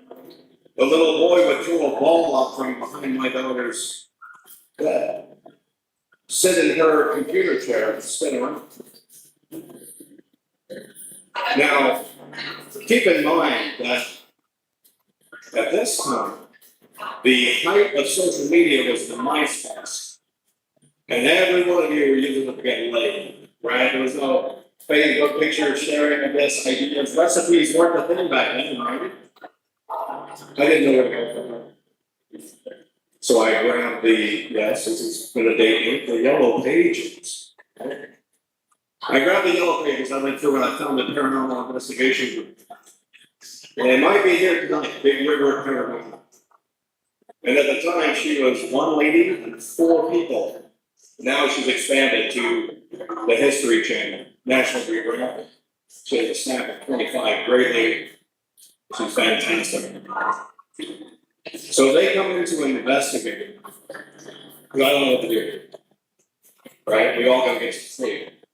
My daughters were exhausted. My wife at the time began having an affair. Jobs started to suffer. Stress, sanity. All of the good things we're trying to do. Can be wiped out in less than a year. It's insane. You take a lifetime to build a life, but someone can destroy it so quickly. It's insane. Paranormal investigation team comes in. There are 2 skeptics. There are 2 believers. And then there's Marie. Marie is the head of this investigation. And back then I think they were called like Boise Ghost Hunters or something like that. I don't know if you read that. It's pretty easy. So they come in with cameras, with lasers, goggles, and they turn all the lights on. So a couple of things from this visit. We've got some great EVPs. You guys know what EVPs are? Let me see show of hands. Who does not know what an EVP is? Perfect. I'm going to explain it. It's electronic voice phenomenon. Explain what it is. So you take a recording, you play that way, you can hear it. During this investigation, a quarter, 25 cents, dated 1983, fell from the ceiling and struck her laptop that second. Now, I don't know about it in a year, especially you guys in the back, but I don't glue quarters on my ceiling just to fall off around. That's not a thing. Now, that's a pretty strange thing in the name of religion, but gluing, the United States currency on my ceiling. The second thing, well, let me preface this. We had a guy going around the water here with a meter trying to see if we were exposed to radon, argon, magnetic fields. Went through my medicine cabinet to see if I was popping pills. Okay. Smoke weed? No. How much you had to drink today? Nothing. So they wanted to discount this medical facility for the So I'm upstairs, and of course, I told my friends at work, hey, guess what? This is going to be a ghost investigation. I might be on TV. Of course, they show up at my driveway. Hey, let's go outside. No, you guys are staying outside. Let them do their work over there. So I went downstairs to grab my cigarettes from my office. I go down there, and it's crazy. Everything's dark with laser beams everywhere, goggles, low light. Hey, can I just grab my cigarettes over here? He's like, yeah, but don't touch it. Walk up, grab my cigarettes, and like, stop. I freeze. He's like, turn around. Well, I turn around. My office chair was spinning around on its own. And in the office chair was my daughter's guitar from upstairs. Now, this is one of those, my first guitar things that you buy for $30 a channel. He says, did you put that there? No, not me. I didn't see it. I said, did you put it there? He said, no. I said, okay. He said, no, it's 10 degrees colder in that chair. 10-degree temperature drop from everywhere else in the room. I said, yeah, I know, cool. And I go. I left the room, I went back upstairs to smoke. By then my friends were gone, they were all like sitting at the bar. I said, no, you guys take them in, they got the car. Good for it. You know the kind of thing, come to your house, eat the food, drink your beer, but you know, anything off. So I sit down and I sit on front and light my cigarette. And as soon as I light it up, I hear a click and the porch light goes off. I jump up really quick. Open the door, nobody there. Whatever this thing was, it didn't get any shit loose on it. Whenever I talked about it openly with friends or family, the lights were big. Whatever was in this house continued to test it, probe it. More and more paranormal. Finally, after a year and a half, I walked off the battlefield. I gave myself permission to do so. And it wasn't a defeat, at least not in my mind, right? And keep in mind that probably maybe was a little bit of a narcissist, such a thing. But I was like, you're not gonna beat me. But I'm not gonna chance my dollars. I'm not gonna. We're good on time. All right, you guys ready for this one? You ready for the thing that scared me more than taxes? More than that expiration date on your milk in the fridge that you dare not go past. What was I afraid of? I'll tell you. The only time I've been afraid in my life. And that led me to create a podcast about the paranormal. And a live video broadcast. Every Friday in the episodes. So it's good. So it's gonna be Christmas time. And back then, I love karaoke. Who doesn't love karaoke? Let me see who loves karaoke. Raise your hand. You guys all. I know you love karaoke. They like that. Go on, Nick. Ash loves karaoke. Ash Williams from the back of the way. So, I had two friends come over, sit across from each other. Meg and Joseph. Now, they were friends of the family. My wife had gone to work. They were coming over because they were a little younger than us. And at the time, I had to take, CDs and burn. That was the height of technology. MP3, no, CDs. Nickelback. Woo. Guns N' Roses. We're going to sing some shit. I don't know what it's talking about. So they're helping me select music. And again, it's about 3:30. And I don't want to hear you think if I say 3:30 all the time, it's, oh my God, the witchy now. No, there's no about that. My youngest daughter comes home from school. Hey, Dad, I'm just going to cook some of those Latino pizzas. You want one? I'm good, but Meg, but this is Josie. You've never met Josie before, but this is Meg's friend Josie. You're helping me with the music for the party. Introductions were made. I said maybe they would like a pizza. Pepperoni for me, combination, you got it. My daughter showed up, but she went back up to cigarettes. Now, if I didn't have witnesses, if I didn't have pictures, I needed more folks. Right? My daughter goes upstairs, and about 45 minutes later, I'm like, huh. Everybody's getting hungry. I wonder where those pizzas are. They're like 15 minutes. You guys know lunch. Everybody wants thin Tostitos, crispy party pizzas, 99 cents, right? Probably $1.50 now. So just about the time I go up, she comes in. like a skilled waitress. She has 3 pizzas in her mouth. The sentence there for points.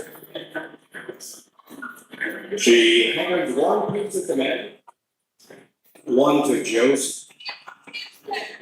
And she has the 3rd pizza and just starts walking towards her. No, that, I'm good.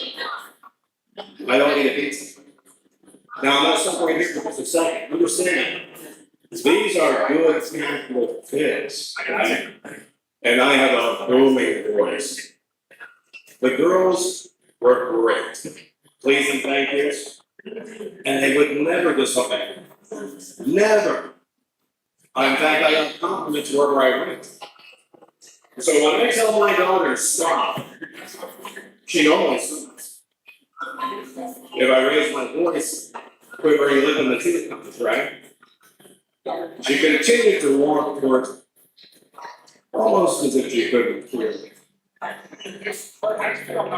raised my voice. Beth, no, I'm good. I said I didn't want 2 more things, right? I said I didn't want it. She continues to walk towards me. A 3rd time. Beth, I said no. Continues to walk towards me. Now, I'm sitting in an office chair facing the desk, kind of swiveled around facing her. She comes through the doorway. She leans diagonally in front of me and looks at me. And her face is about 2 inches away from mine. And she has this smile. It is a slight red, toothless. Her lips are drawn so tightly they're almost white. The smile is unnaturally large. And I look at her eyes. And I can tell you, whatever that thing was not my daughter. I felt every hair from my hobbit clothes all the way to the top of my head, and yes, I had hair back on. Stand at attention. And I look again. And the smile is not. The eyes are natural. And I don't know much, but I know one thing. Whatever it was, I did not want it to touch me at any cost. I was terrified. The only time in my adult life I've been not scared. I summoned up all the energy that we men, and probably some women, we save up this energy reserve. And ladies, you don't know this, I'm about to reveal a secret. We men save up this energy reserve for home invasions, office heroics, and when we're invaded by terrorists. We have that energy reserve where we're going to save the day and become a hero. Actually, you know what I'm talking about. You do the same thing. I tapped into the energy. And I moved. I yelled as loud as I could. I yelled louder than that. In fact, I tapped into something so primal and powerful, it rattled the windows. Oh, it shook them. It was terrifying.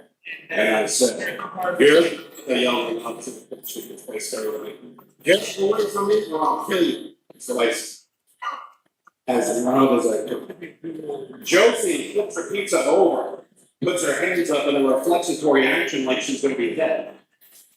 Meg shakes and startled. The windows rattle. But my daughter, she didn't blink. She didn't move.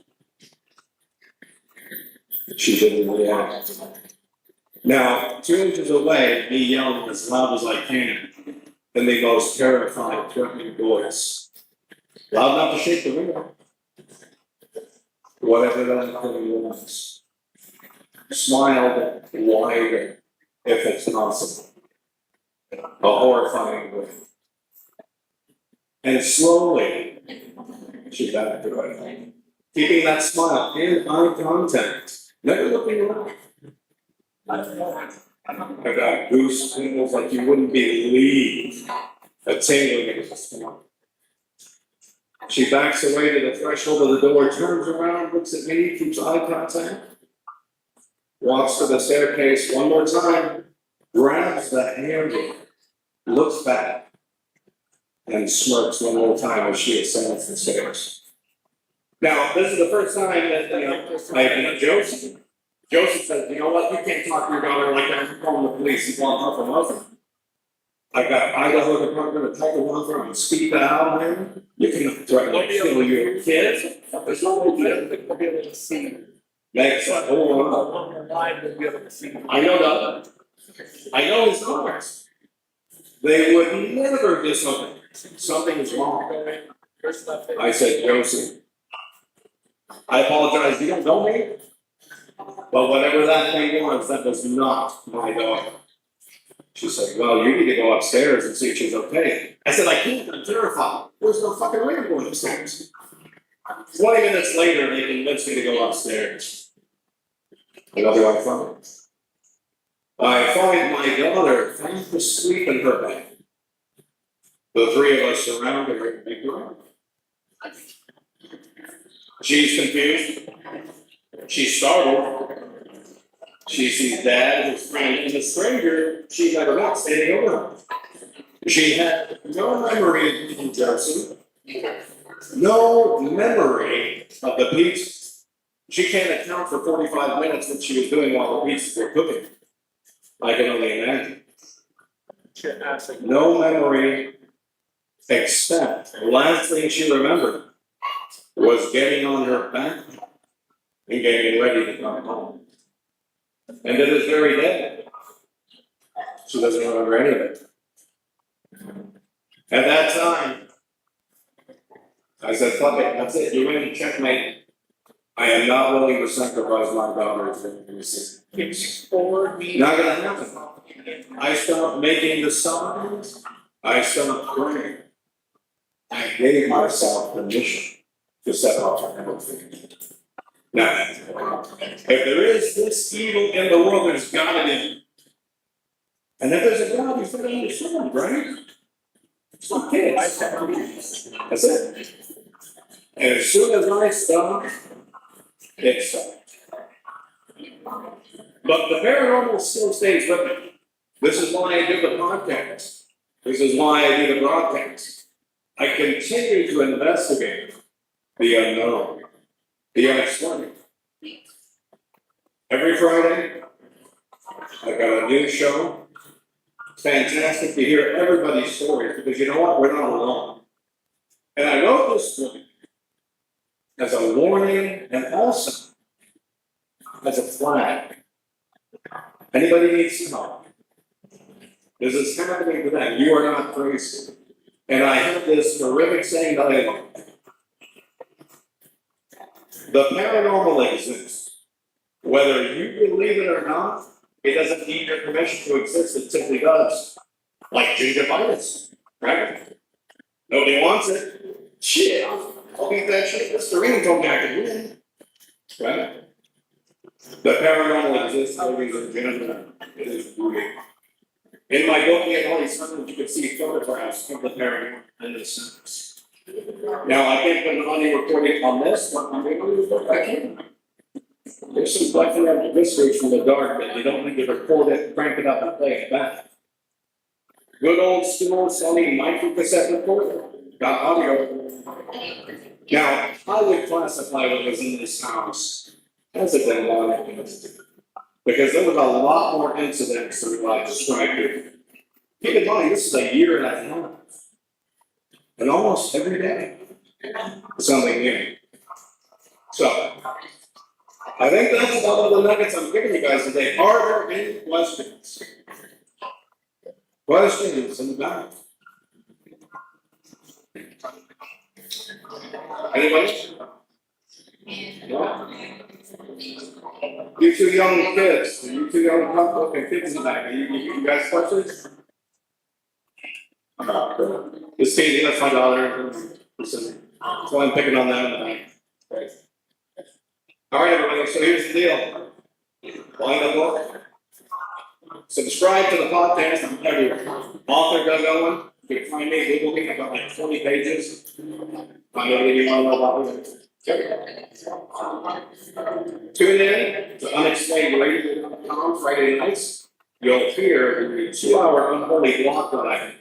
And yes, everything is unholy branded, isn't that great? Part of the unholy network I've created. So we have the Unholy Silence, my memoir, the Unholy Podcast, where I interview investigators, experience. We've also got the Unholy Broadcast, my live radio show. Right? Now, I'm going to treat you guys coming out before Christmas. God, I've got 2 new books coming out that I'm still in the middle of writing, but I made a promise. 2 new books about the paranormal.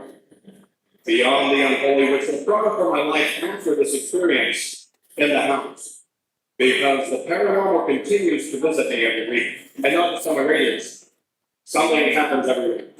And this? What's this? Oh, I got something. You got the right tools to investigate. So, everybody subscribe and visit me in the end, grab a bookmark, maybe a book or sign up for it. Subscribe. Tell me your stories. Call into the radio show. If any of you guys have experiences, call into the radio show. Talk about it. It'll be great. But, ladies and gentlemen, that's it. That is the end of my presentation. Thank you all very much for showing up. I appreciate it. Just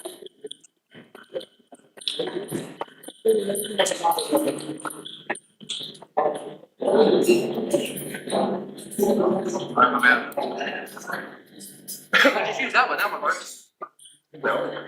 So, ladies and gentlemen, I'm here to starting to relevant to performance. Stick around, have fun, drinking after that. We have the Low Tower Silent Podcast. Live from Dr. Sun, Boise. Let's have some fun, shall we?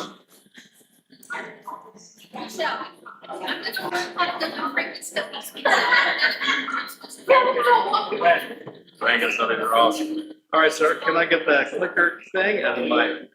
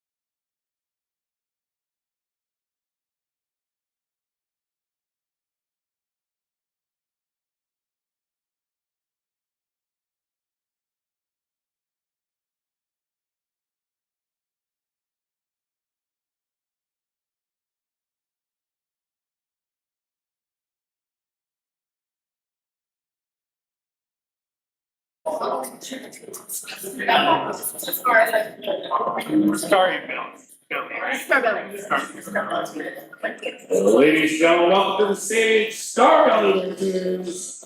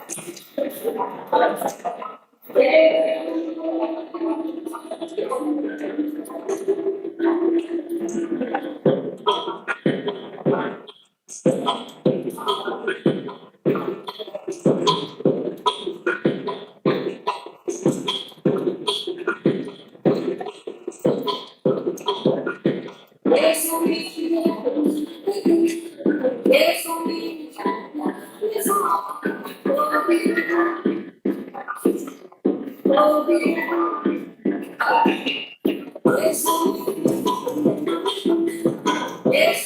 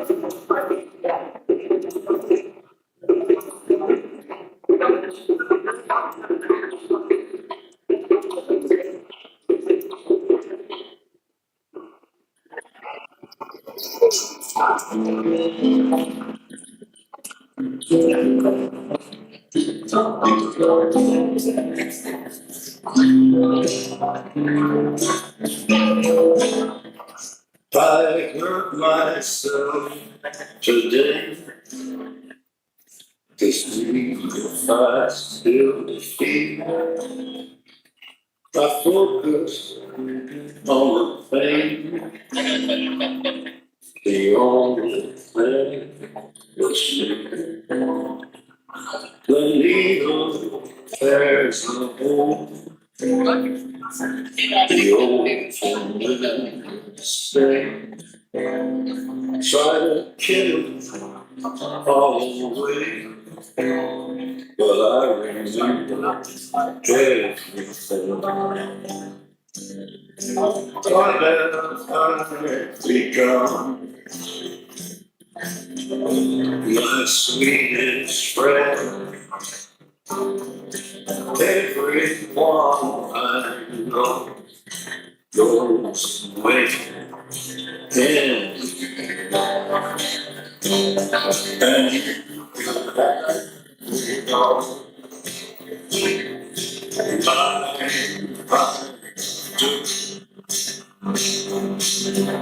do let you down.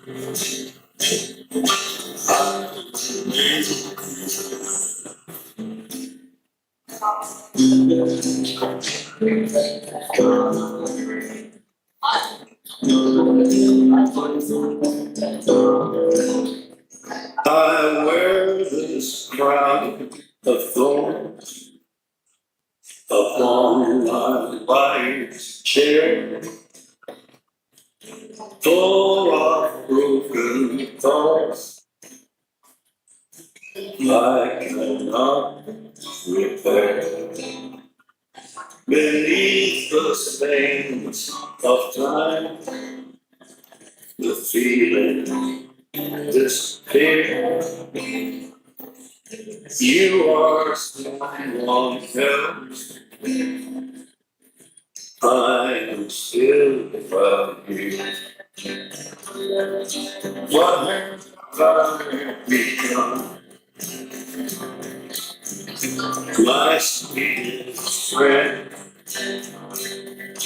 Everyone I know knows me.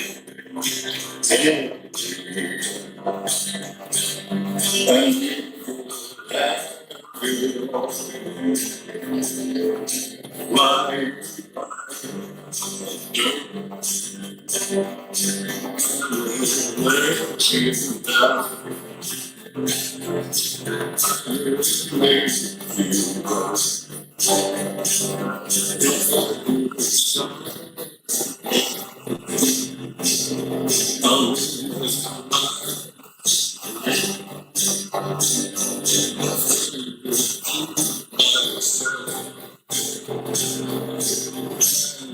find a way.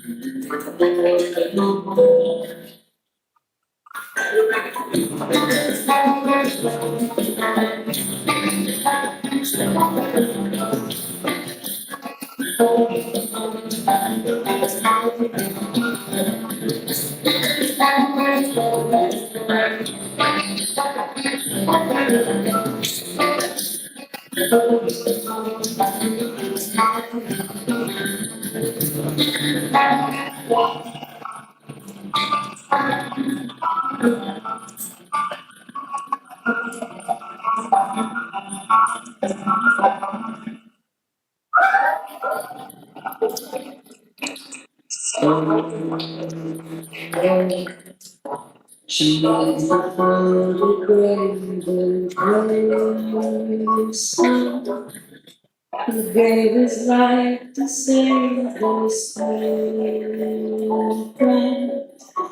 that hovers between the headstone. Their arms for the country, the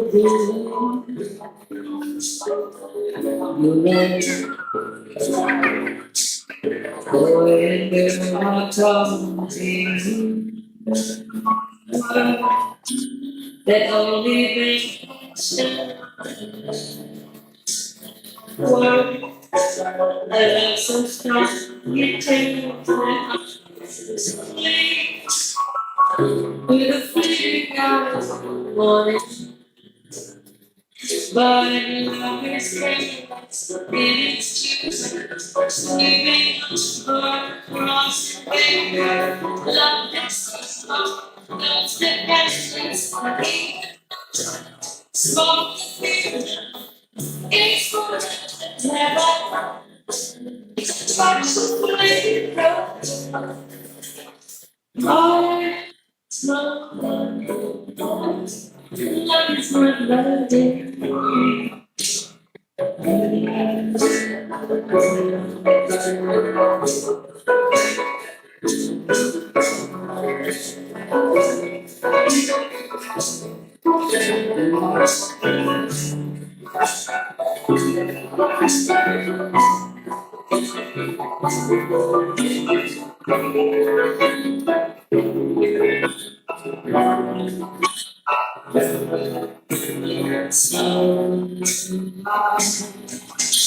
The place that takes the love and talk,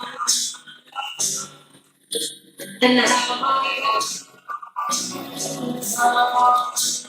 talk, they'll teach you now. So far, the words that screams me, why it's you, sweet.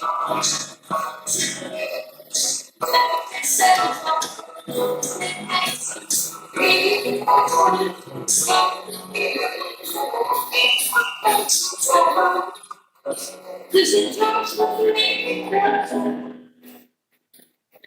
Oh, it's my